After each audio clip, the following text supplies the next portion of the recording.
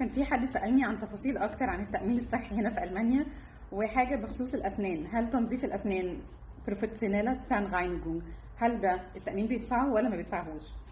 ف أنا يعني لما جيت أنا كان عندي تأمين خاص، بعد كده عملت تأمين حكومي، وبعد كده غيرت التأمين الحكومي لتأمين حكومي تاني لأسباب يعني خاصة.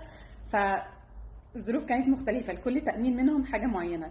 يعني مثلا أول تأمين عندي اللي هو التأمين الخاص كان بيدفع تايل فايزر، كان بيديك تقريبا 50 يورو ماكسيمم، وانت بتحط الباقي من عندك. يعني مثلا آخر مرة عملت فيها البروفيشنال كان من سنتين تقريبا، ودفعت حوالي 110 يورو. فهم لو دفعوا لك 50 فانت هتحط 60 يورو من معاك، فانت بتدفع جزء هم بيدفعوا جزء. بعد كده لما كان معايا التأمين الحكومي ما بيدفعش اي حاجه خالص، ودي حاجه انت بتعملها لحسابك، الا في شركات معينه بتدي